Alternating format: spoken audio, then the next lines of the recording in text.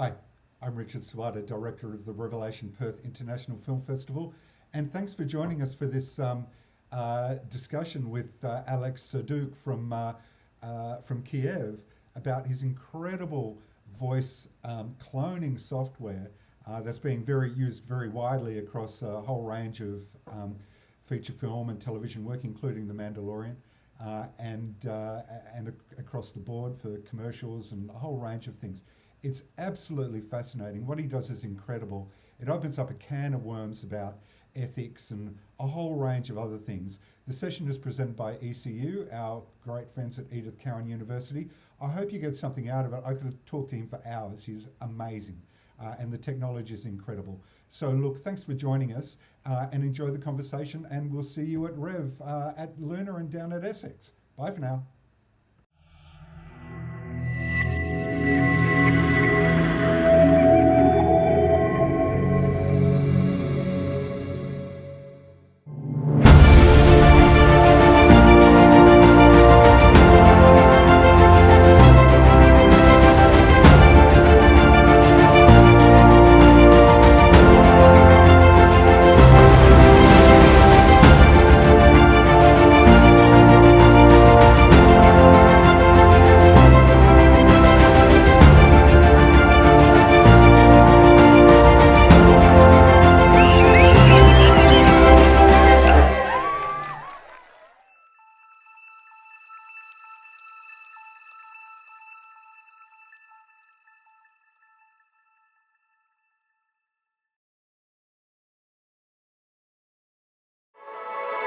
Inspired by the work of Edith Cowan, we set out in 1991 to transform lives through education and research, giving our students the tools they need to take on the world. We've come a long way in our 30 years, growing into a modern, vibrant university and accomplishing some pretty incredible things.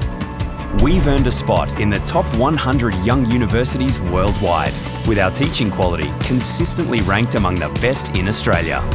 Our campuses have world-class facilities for teaching and research, with great places to study and relax. And the Western Australian Academy of Performing Arts at ECU is one of the most celebrated performing arts academies in the world. We pride ourselves on our forward thinking, delivering up-to-date theory and skills to tackle the problems of tomorrow. And with the announcement of the new ECU City Campus, our future looks brighter than ever.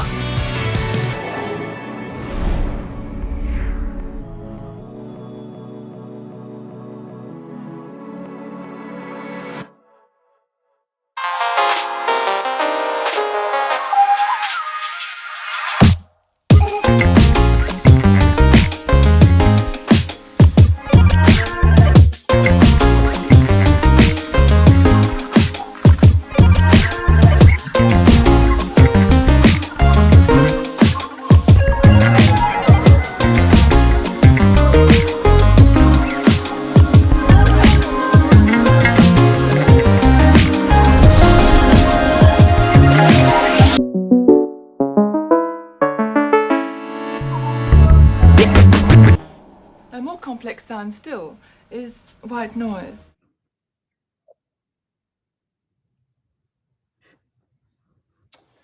Well, hello everyone. It's fantastic to have you all here. I'm Richard Suada, the Director of the Revelation Perth International Film Festival. It's a wonderful opportunity for us to interrogate all forms of the screen sector. This session is presented by Edith Cowan University, one of our long-term friends and partners.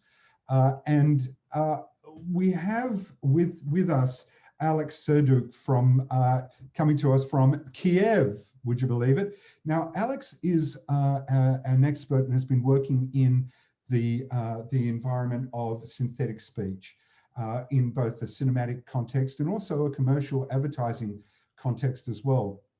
So it's a really fascinating area. You might have seen in Australia on the ABC fairly recently a journalistic piece about deepfakes and synthetic speech and the way that that can be used to enhance and manipulate screen content.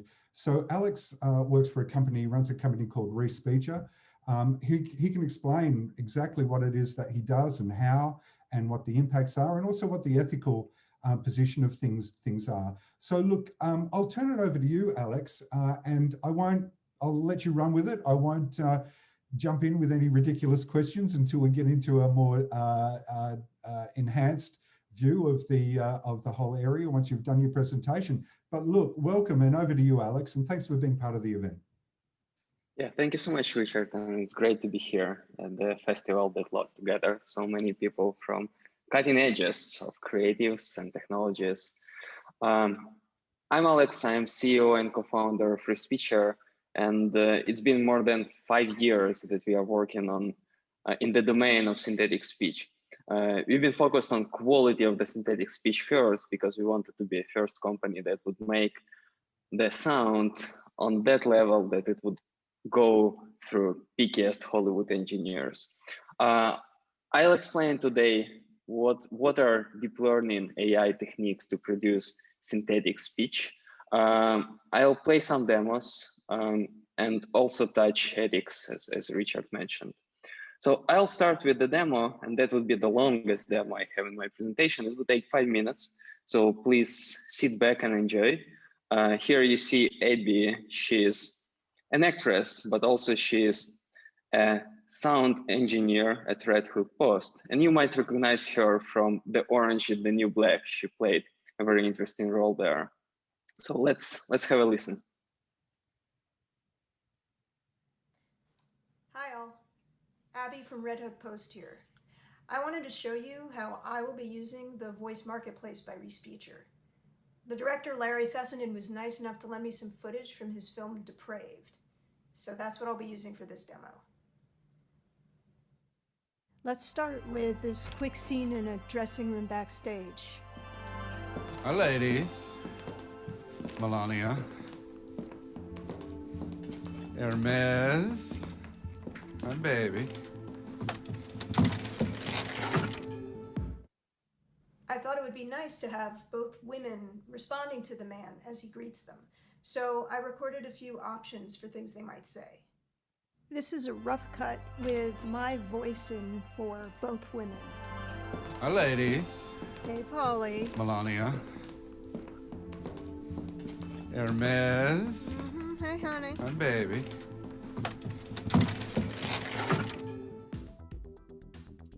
I uploaded these takes with the Take Baker tool at Resspeecher. I wanted Take Baker to convert my phrases to all of the female voices, so I had as many options to play with as possible. Then I downloaded them all and brought them into Pro Tools, treating the session as you would an ADR session. From there, I mixed and matched the voices for the two women until I found what I liked most. Here's the finished product.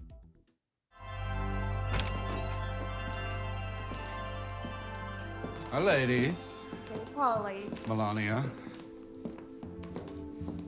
Hermes. Hey, My honey. baby. So there you have it. A complete preservation of my performance, but a total replacement of my voice. It's awesome.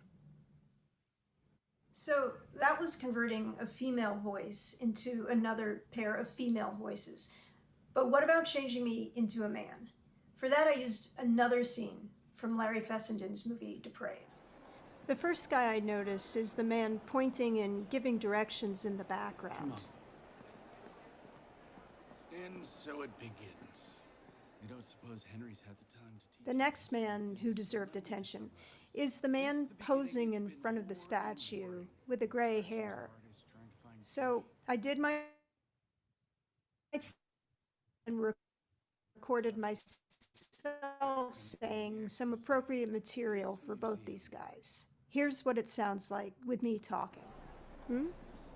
This special exhibit? It's that way, I think. Yeah, that's great. And here's just the converted voices. This special exhibit? It's that way, I think.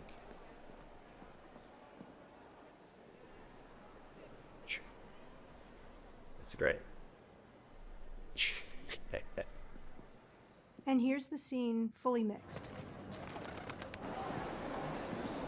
Special exhibit.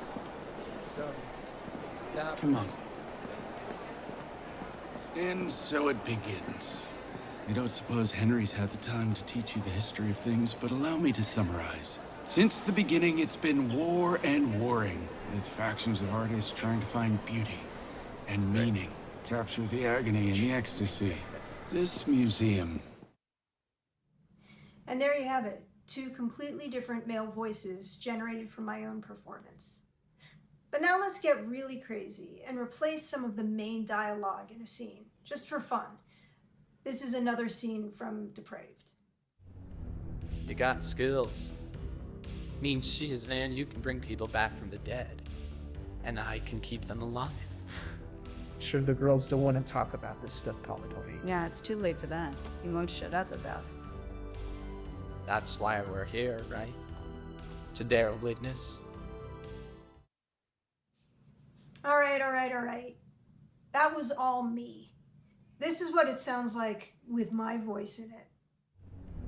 You got skills. Means she is, man, you can bring people back from the dead. And I can keep them alive. Sure, the girls don't want to talk about this stuff, Polidori. Yeah, it's too late for that. You won't shut up about it. That's why we're here, right? To bear witness. And this is the original. You got skills. I mean, shit, man, you can bring people back from the dead. And I can keep them alive. I'm sure the girls don't want to talk about this stuff, Polidori.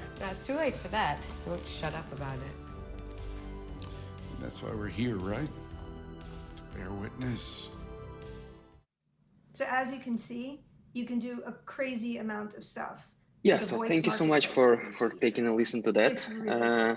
It's quite a long piece, but it's the most recent one. We just recently got it from IB, and it demonstrates capabilities of our product, Voice Marketplace. That's part of our offerings, but most of the work we've been doing for years is what we call a white glove services for creators, for film studios, animation studios, video game creators. And in some of the recent projects, you might have heard our work in the Super Bowl opening, where we did this part of Vince Lombardi's cameo along with Digital Domain and NFL, and also in one of the biggest TV series of 2020, where we did some voice de-aging, as well as in 2019 for a very big feature we did, Voice Resurrection. So basically, there are 2 main approaches to synthesize voice. The difference is an input. Text-to-speech generates voice from text. There are a lot of text-to-speech companies, startups. You might have heard a lot of text-to-speech samples. We are going another way. The thing is that there is no AI that can do emotions in the way as humans can do that, because AI would just guess how it should sound like from the text. But humans are the best in terms of performing or being guided how to perform. So we always believe that that's like a holistic problem with text-to-speech. That's why we chose another path. And as I said, text-to-speech has very limited control over emotions, and that's why we call it unnatural. So usually you can spot some robotic sound in the prosody of text-to-speech, but also you can make text-to-speech sound more excited or more sad, but that's it. That's like the controls you might have over performance. And we found that for film creators, for high-quality content creators, it just doesn't cut it because they need performance. Performance is a keystone for all the projects. Also, text-to-speech is language dependent. That's something we wanted to avoid with our technology, because language dependency means that they rely on language models and dictionaries. Language models are not great for many languages. I mean, they're good for a couple of dozens of languages, but for some more rare languages, it doesn't work properly. And also it can produce only words that are known by this dictionary. So if you want to say something like, it wouldn't be covered by text-to-speech. It does require quite a bit of data. So the good text-to-speech systems, they need from 5 to 20 hours of speech recorded in very proper conditions, and usually for a particular script.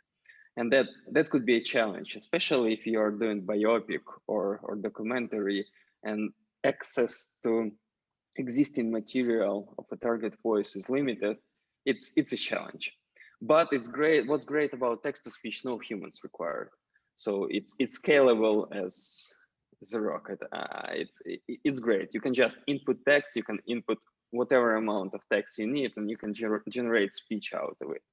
And that's why text-to-speech does find its place in some applications like smart speakers or some support applications. We found that for film industry, it's not there yet, and because of these holistic problems with limitations I mentioned before, it might not be there at all. Speech-to-speech is different, so it's natural because we make one human speak in the voice of another particular human, so that works totally in acoustic domain, and all the prosody, all the emotions, all the way how source speaker said the stuff would be conveyed through the conversions, digitally replacing only the timbre.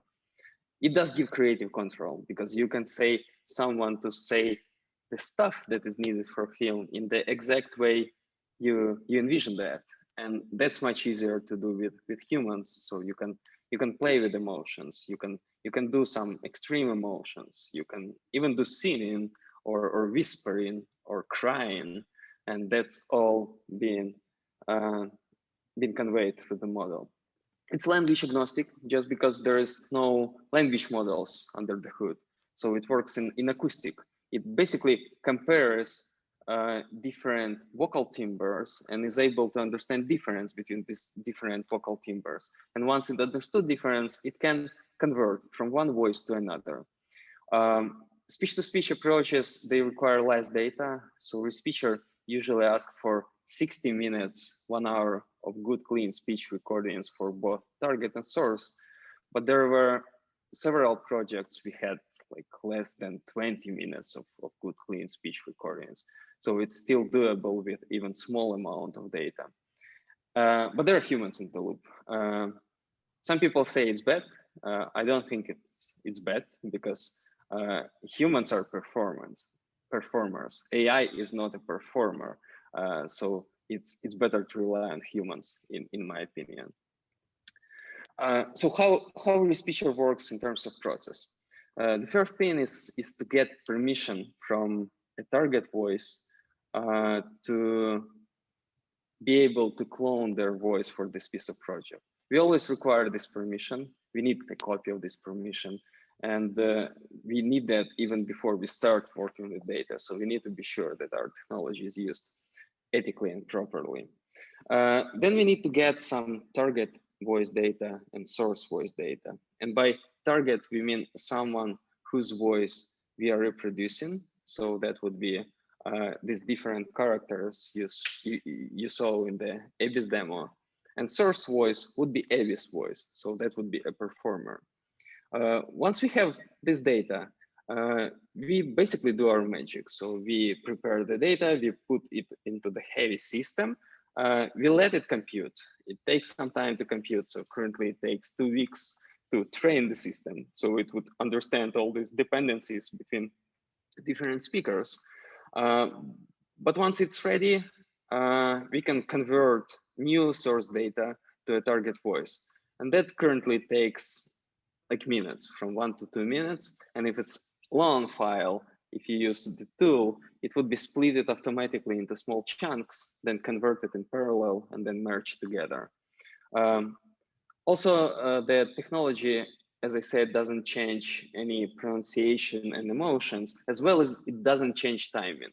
So that's why for ADR, it's quite useful, because once you made the lip sync work with the source speaker, it does mean that lip sync would work for converted samples. I'll go through the process once again, just to wrap it up. So there is a source speaker. Here is Grant. There is a target voice who would be Daniel. So our goal is to make Grant speak in the voice of Daniel. We take recordings of these two people, from Grant and Daniel, speaking different things. We don't require a specific script. We usually ask that range of emotions for both speakers would be similar to range of emotions that are expected in converted samples. Then after system is ready, Grant just goes to studio and record new stuff or upload new stuff, and Resspeecher gets a generated voice out. And for this example, let's listen to another video.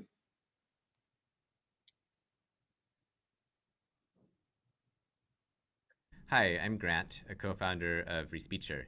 In a minute, you'll see a video of Daniel Cohn, the head of Lyft Labs, and then you'll see a video where I speak in Daniel's voice. You are listening to the Ideas Elevated podcast of Comcast, NBC Universal, Lyft Labs. The system captures the idiosyncrasies of how I say something each time I say it. I can say the same thing many times, the same thing many times, the same thing many times. And each time the recording will be correspondingly different. Yeah, I need to say that it's not in real time. So Grant lip synced it afterwards when the conversion were made for purpose of demonstration. But you can hear that it's not a problem for system to do cross-gender conversions. We have projects when we make adults sound like kids for localization industry, as well as like deep beefy male voice could sound like very high-pitched female voice.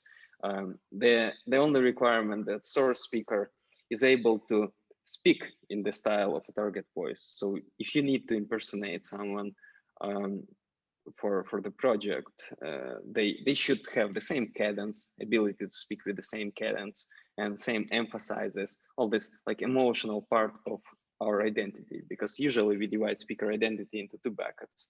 The first bucket, Resspeecher takes care of, and that would be vocal timbre. But the second is performance, and that's on humans. There are tons of applications we validated. All of them are about keeping voices consistent in the content, especially in the content that is continuous, like series of animations. It's scalability. I mean, one human cannot be in multiple places at the same time, and a human is limited to their physical ability to perform, and that would be like 24/7 maximum.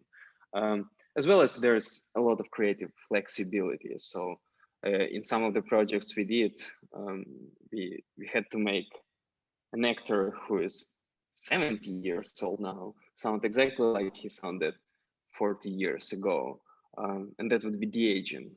There are some visual techniques that are very good for de-aging, and here are sound techniques, so it would sound exactly like a target voice back then. It's harder to make in the opposite direction, to age someone, because system does not have samples of this voice being aged, and it would need to guess. And that's not something that our current system does do. So it needs observations of particular voices that are being managed. So we work with film, TV, and animation in these directions. We start working with dubbing and localization. We were not able to work with dubbing and localization for a few years because of the heaviness of the technology. So it was designed having in mind that we need to get perfect sound out, and we traded off along our way a lot of usability in that direction. So we required various big data sets, we required parallel data sets, so target and source would speak the same thing. We also required more time and heavier computation. So for a year or so, we've been heads up to improving the usability, and now it's there to make it reasonable to be used in dubbing and localization, because their challenges are about being able to voice over a lot of content in a short time frame, and any glitch with getting particular voice in the studio in particular region would cause problems with the whole project. So now we are creating solutions for dubbing studios where they can have 1 or 2 local actors in some particular region, like in Ukraine, who would be always available, and they can speak in multiple character voices. We also recently did a piece for one localization studio when we had to make voice of a kid who grew up and voice broken, keep sounding in the continuous animation.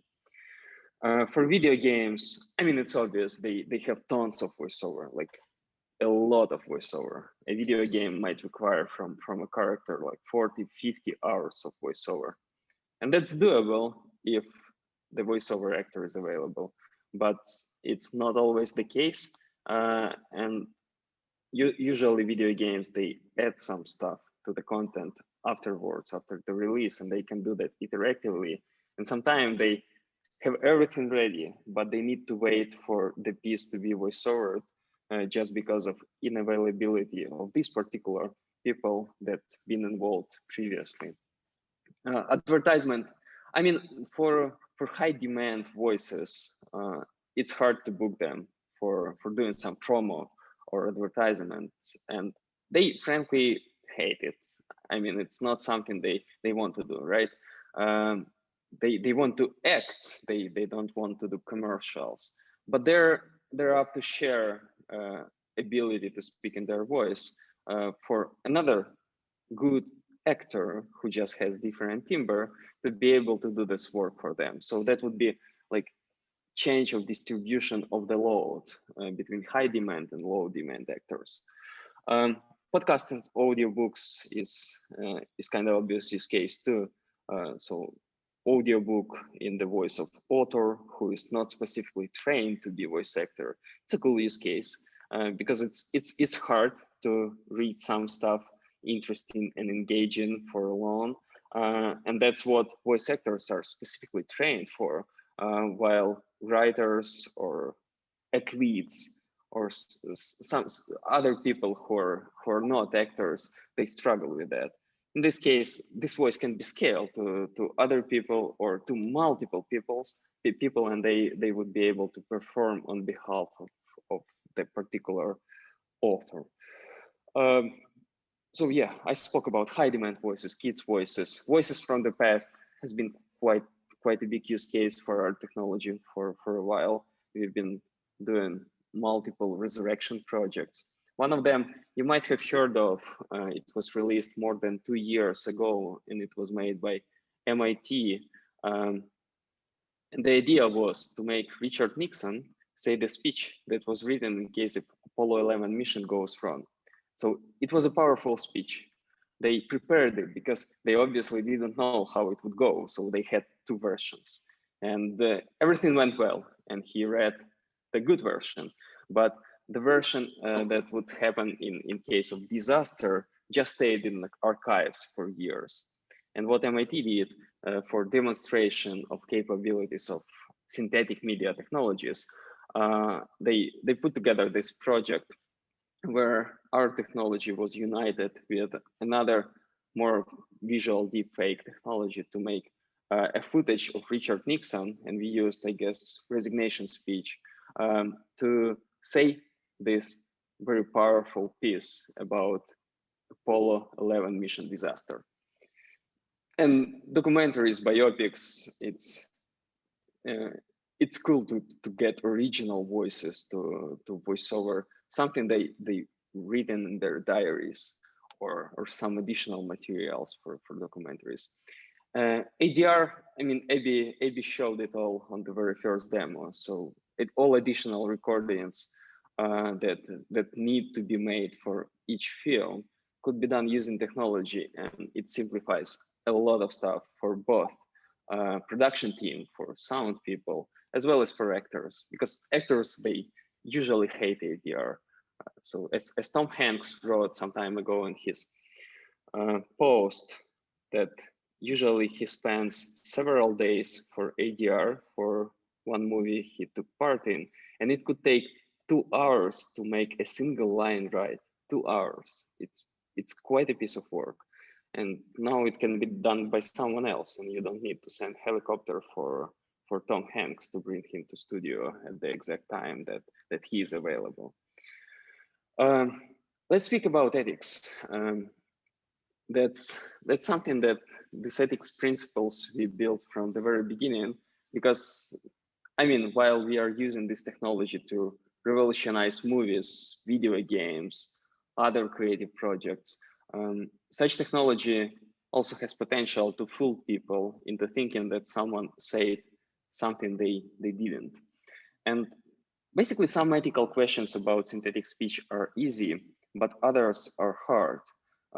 We don't just rely on our gut here to tell us what is right and what is wrong. And we built like a simple set of principles that guides us through decision making when we are taking the project on. So Resspeecher does not allow any deceptive uses of our technology. And Resspeecher does not use voices without permission. There are some cases when voice could belong to public domain. Frankly, we had no project like that yet, but we know that there are some voices from beginning of previous century for some leaders that whose rights are not being managed. So in such cases, when a client comes to us and say, I want the voice of someone like Winston Churchill, for example, what we would do, we would ask them to go to their estate, to their family. But if nothing like that exists, we would be doing like double checks with our lawyers, whether this voice is in public domain. But again, it never happened. Always we have the permission from clients. And permission does eliminate that. So that means that eliminate the risk of misuse of the technology, because it means that the owner of the voice is fine with first the fact that their voice will be cloned using the tool for a particular project, and second, they approve the project itself, and third, they're compensated, right? Because if the agreement comes to place, usually it comes to compensation. So they monetize their IP and feel comfortable about doing that. It's all well and good to have strong principles, right? But the next question is how we can ensure that these principles are not violated. And to that, we have following approach. Resspeecher does not have any public API, so you couldn't get anywhere at Resspeecher and just put there like a target voice you want to be cloned and get it cloned using our system. So the voice marketplace part Abby showed in the very beginning of my presentation was using a preset of voices we provide. So we basically hired people, we paid them, we got permissions from them to use their voice in the voice marketplace, and we even hidden their identities. So you don't know who these people are. And they're usually average people, not like talents, because the cool thing about technology, it does care about timbre, but performance is not something we need for data set in terms of like voice marketplace. We can just get like unique timbre, and then good performer can make this timbre sound exactly as they want. We work directly with clients we trust. We work with big Hollywood studios for more than 3 years. And we always make sure that there is a written consent from talents or from owners of the voice that's being created for the piece. We also do some work in developing a watermarking technology that would easily allow to tell Resspeecher generated content from any other content. That's important part of marking the synthetic media content. It's not an easy task because with Resspeecher, you can generate very small chunk of speech, right? Like 3 seconds. And to inject the good watermark, that is always a balance between being noticed and being having the ability to be easily removed by someone. It's like a hard balance to make, especially for short content. Watermarks in audio has been used a lot, and they're still being used to protect from piracy but they're being used in long form. So if you inject watermark in 15 minutes clip, it's all good. It's seamless, it's hard to remove, but for shorter, it's quite a task. So we are working on solving it. But of course, we are not the only ones who are working in this direction. There are a lot of text-to-speech companies whose quality is improving over time. There are some speech-to-speech companies that do show some interesting samples. And as leaders in speech-to-speech space, we feel responsibility to mitigate the impact of unethical use of this technology by basically whoever produces it. So we are just getting started in this area. Several years for the industry like media is nothing, but our goals are following. So we need to educate the public about capabilities of the synthetic speech technology.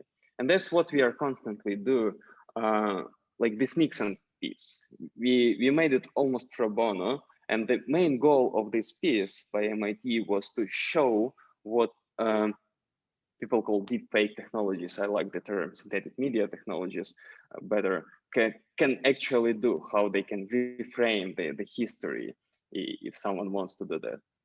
Also, we are working on developing an automatic detection algorithm to help improve or help improving other detection algorithms that can say that this piece was synthesized, even if it wasn't produced by us.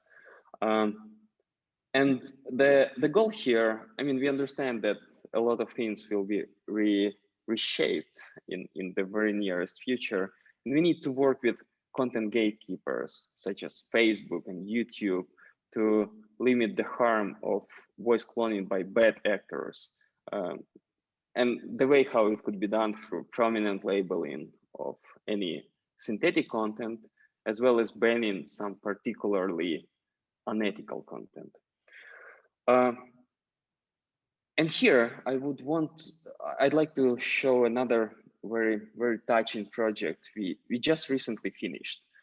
It's about Michael York and with his voice. So you might recognize Michael York. He's an actor, and he's old now. He's 80 years old, and he spends most of his time in hospital because of his health condition. And some time ago, more than 10 years ago, they found this quite rare but very severe disease called amyloidosis in Mike. And at that time, he dedicated a lot of his time and efforts to basically educate society about this disease. So his idea was to use his well-known voice, very distinct voice, as well as his well-known personality, to tell people more about amyloidosis, to be able to detect it earlier and cure it better. And back then, he did a lot of talks. He voice-overed some content dedicated to amyloidosis in his voice that was to some extent changed because of the disease itself. And what they needed to do just recently, they wanted to change some stuff he recorded previously, because our knowledge about the disease has changed, it's updated, and they wanted to keep voice consistent. But the thing is, Michael is not available to do these recordings, as well as his voice is very different from what he had 10, 15 years ago. So I'll play a short piece of animation with his voice. Amyloidosis awareness. Throughout our lifetime, our DNA codes for the production of small molecules called proteins. These proteins provide the structure and function for nearly all of life's biological processes. Once proteins are made in our cells, they naturally fold into a particular shape. This shape allows for their specific function in the body. When proteins are folded properly, they work as they should, and we enjoy good health. When proteins are misfolded, it can impair our body's normal functioning, and problems may arise over time. Our bodies are usually pretty good at identifying and removing abnormal proteins. In some cases, though, we either produce too much of the abnormal proteins for our bodies to handle, or we're not able to break down and clean up the proteins at all.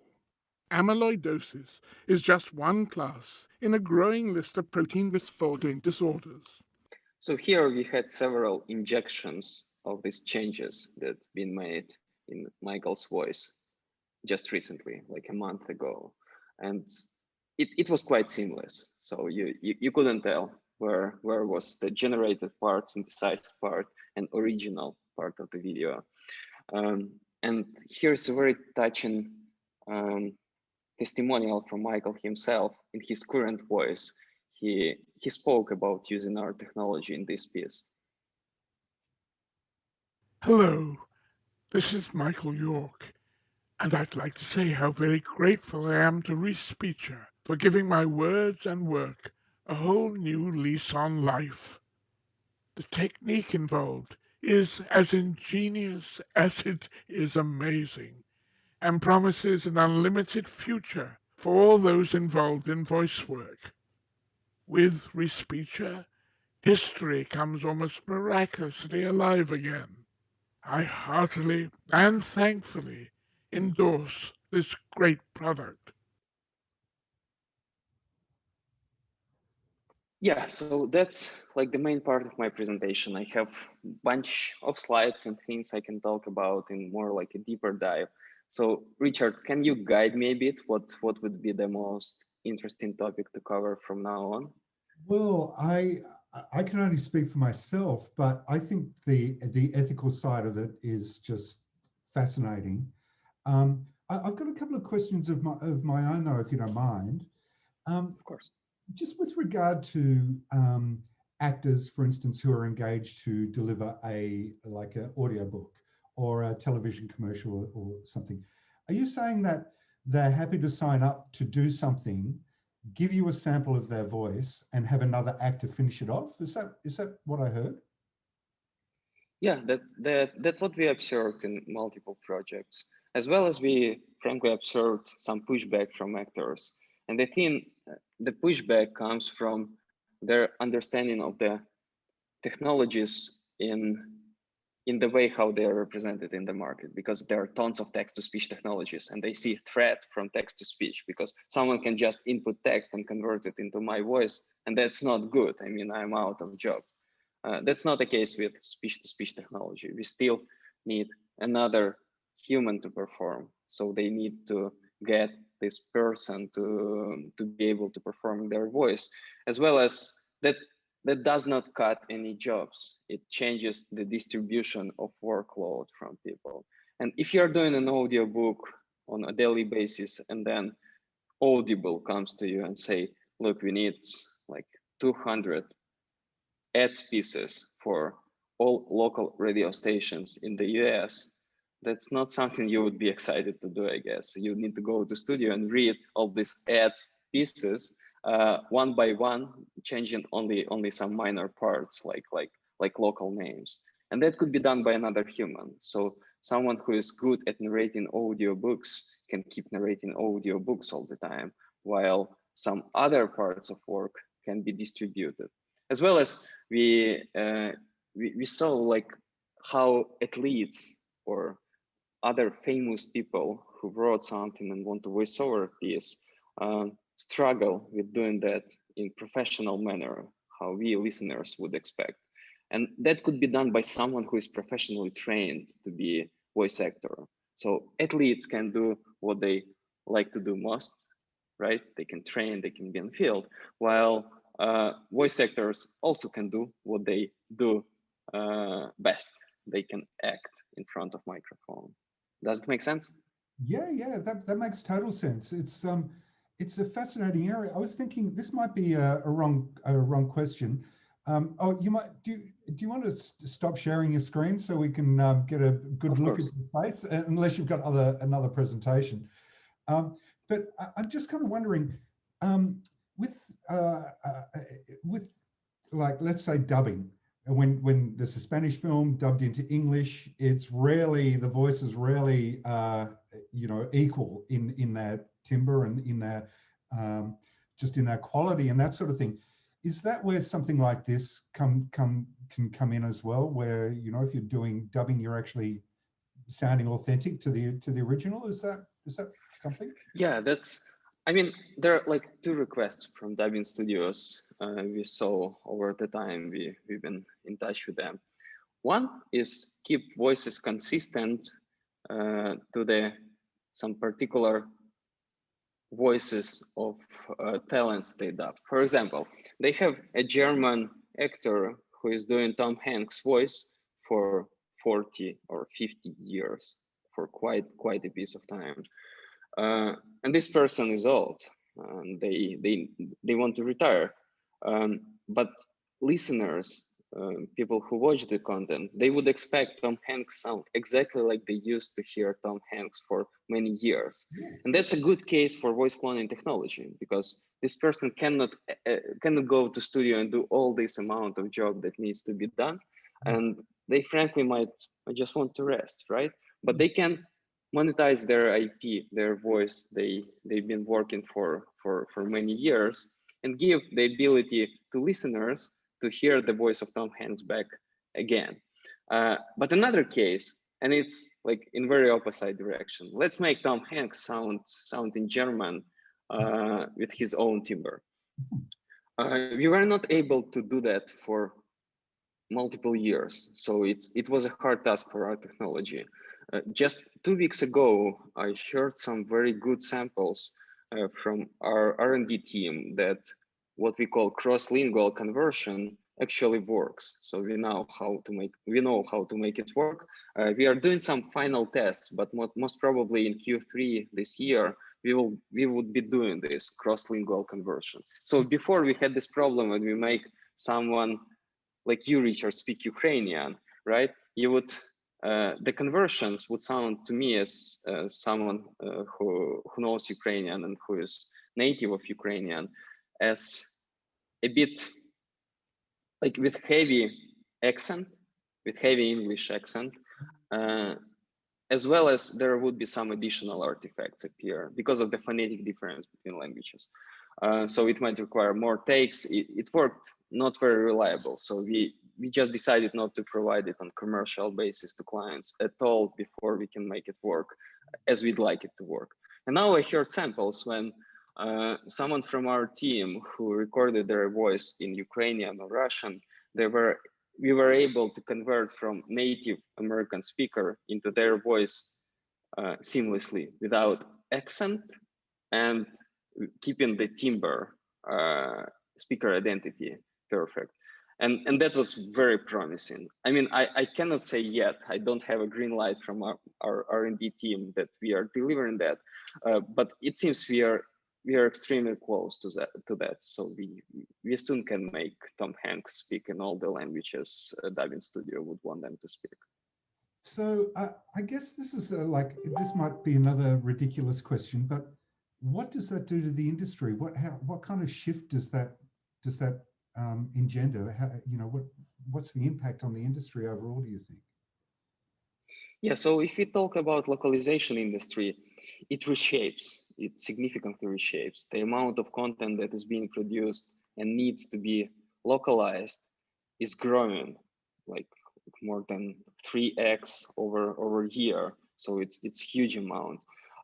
And there is very competitive market in localization space. So they need to voice over fast, they need to localize fast, they need to distribute fast. And that's why time comes as very important factor of their work. And in case they just cannot get the talent because talent went on a short vacation, that ruins a lot of stuff in their project. So they can make all the actors they work with be in the model in voice cloning engine, and whatever happens, if someone loses the voice because of some problem with health, right, or someone leaves on vacation or something happened, they can always exchange, or they have a series of animation where a character needs to voice over a lot of content and they cannot use in Germany, for example, a kid for voiceover in a piece for more than 1 hour a day. And you can only imagine how hard it is to make kids sit still. You need to speak to their parents.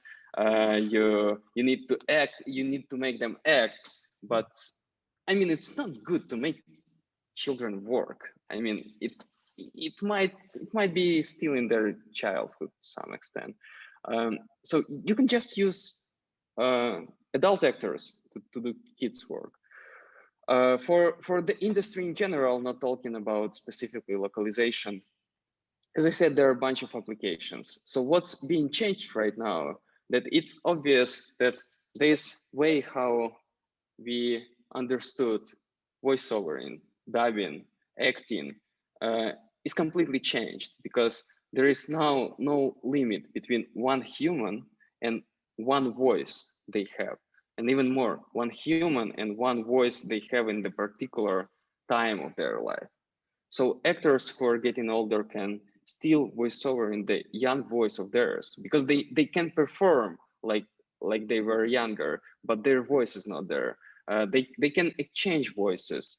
If they have distinct voice that does not cut it for a particular piece, but their acting skills do cut it for a particular piece, they can speak in another gender. So it adds a lot of flexibility and as well as scalability in all processes. And industry would adopt that eventually quite wide, just because this industry craves for changes like that, because the way how we did voiceover has not been changed for almost 100 of years, right? We used to cut tapes and then stick them together and doing ADR in such way. Now we are doing the same. We are inviting people to the studio to voiceover something over and over again, and that's the same process. Technology does not yet play a lot of role in this process. We have some good post-processing tools, but we also had post-processing tools back then. The changes comes from deep learning, from AI, when there is an engine that can get rid of some significant limitation in the industry. And the limitation we are working with is this one human, one voice. It's absolutely fascinating. I'm kind of thinking I'm going to get to like a much more fundamental production kind of type point. Do you get called in a lot to fix mistakes? Yeah, we had some interesting projects. I mean, ADR is about fixing mistakes, right? So when they were not able to record from the stage, from the shooting place, they need to fix it. But talking of fixing mistakes, there are two interesting cases with old films. I mean, we have a lot of old movies, and that's too bad we are not watching them. We used to watch like new content. We don't care much about history, and old movies is our history. And that's not good that we don't pay attention to our history, because it's important asset for humanity, in my opinion. Yes. But the reason why we can't see old films on Netflix is because they just so different in terms of quality from the new content, right? And there are technologies that can make this visual part of things much better. So you can enhance a video in very good ways. You can colorize a black and white movie. But what you can do with sound, you can voice over it again. It loses authenticity. It's hard to enhance sound, but you can voice over it again, but keeping the voices of original actors in this movie. And two cases we found in this restoration part, it would be restoration and censoring. So for restoration, I mean, some stuff that's been kept in lots for years might be damaged. So you might need to fix some things. And with visuals, it's a bit easier, because these technologies are more advanced than speech synthesis technologies. But with speech, what do you do if you don't have like some part of Aretha Franklin speaking in the movie? You just cannot use this part because of damage. So we can restore it. And there are some interesting projects we do in that direction. As well as there are some old movies that you cannot put on a streaming platform just because of the words that are being used in that old movies. So that these words are not appropriate for nowadays world. Wow. And what we can do, we can change them seamlessly. So we wouldn't just be picking it out, right? Or putting some mask on them. We can gently change the word itself to make it sound appropriate to the audience. And that's very cool application that excites me, just because I do believe that this big amount of content that's been created over the last almost 100 of years should be out there. We should keep attention to it.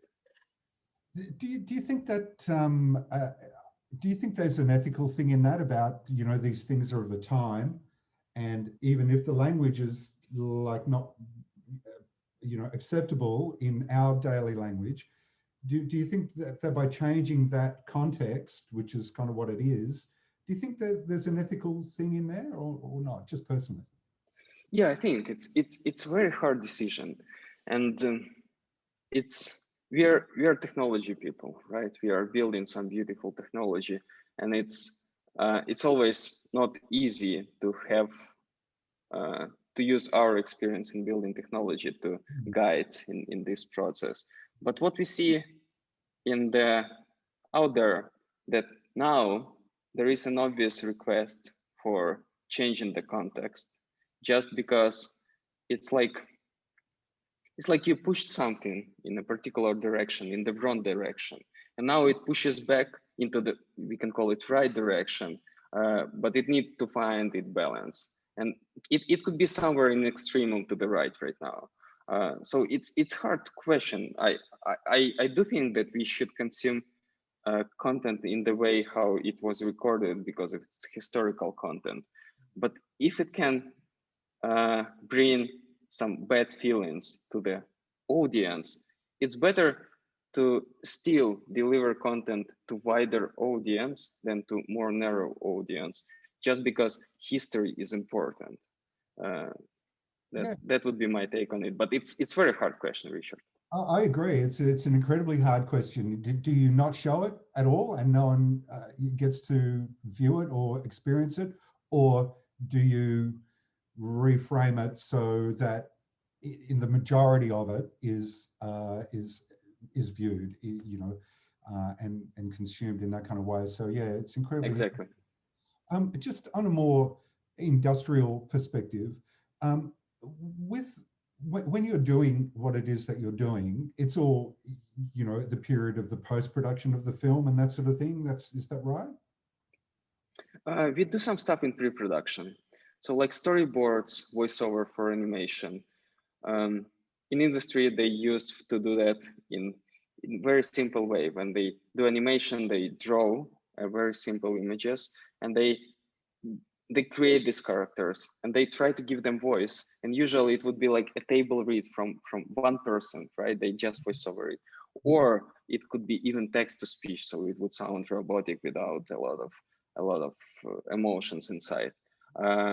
There are some cases when our technology is being used on pre-production, so they use more of voice marketplace solution to give colors when they create a piece in the very beginning, when they create a storyboard, and they voice over the storyboard in different voices that more compelling to this particular character. But they can also do like casting, trying different voices for this character before they even hire a particular voice actor they would need for the piece.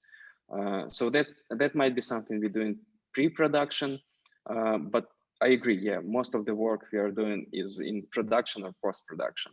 So there are two edges of our technology: a creative side, when, say, a documentary is being built, having in mind that we can clone voice of the person who is a main character in the documentary, right? So it reshapes the story itself. And second is simplifying a lot of things in post-production, like ADR or adding additional characters or loop groups or voila. So that's we are more on post-production end, I would say, yeah. Look, we're going to have to wrap it up in a second, but one of a question about the being involved in the post-production side of things. So what happens? So the director comes to you and says, "Oh, we need this change, we need that changed," and do you sit? Are you with the editor, or what's your environment? And so what happened? What happens? Yeah, it really depends on the project itself. And why I say that, because our involvement is really dependent on data. So once we clear the fact that their permission to use the voice and project is legit and we can work on this project, we listen to the data. And in many cases, we have to deal with data that does not meet our usual data requirements. And in that case, it might take longer to train the model. We can play around with some additional techniques we have under our belt to make it work. And then when we produce samples, when we convert sound, we also might be involved. But there are projects when we just train the system once for particular voices that are needed by creator. And like in Abby's video, she just used our tool to make conversions from her own voice into desired voices and just injected that in her piece without any of our involvement. So we just prepared the system for them and then they use it. Mm-hmm. And so your interaction with the director, or is it someone much lower than the director that says, "I want to like this, I want to like that"? You know, is that how? It depends on the project. So if it's like a documentary or some big piece when they need to keep some particular voices consistent or something like that, it's more on producers, the directors level, because they want to make sure that it would work in the exact manner as they foresee. But if it's more on fixing things, ADR, that's more on sound supervisor, sound folks level, because they would be the main consumers of the technology in that use cases. Yeah, look, it's absolutely fascinating. I'd love to talk to you about it all day. It's just like, it's another world for me.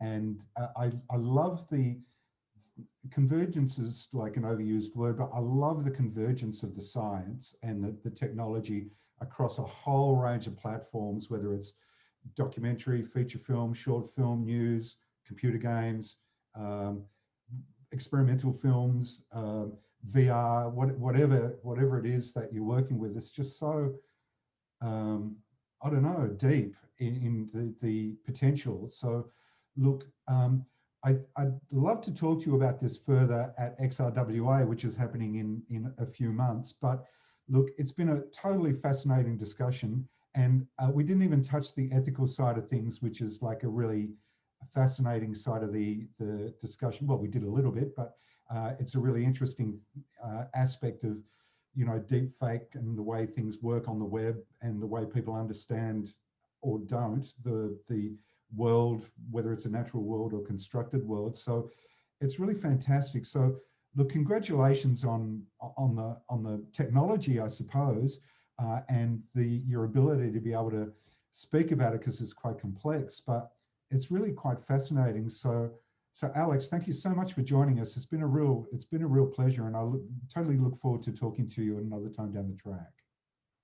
Yeah, of course. And thank you so much for inviting me. It's been a pleasure to have this conversation, because it's always an interesting conversation when we connect like creative side of things, ways how people used other technologies or did business before, and the technology that does reshape both of these directions. And we need to find these connections in the right way.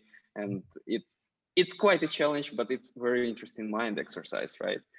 Oh, it's incredible. It's incredible. But thank you so much again, Alex. It's been really super enjoyable. I was looking forward to this a lot, and you delivered. So thank you very much. Thank you so much, Richard. Have a good one. Bye for now.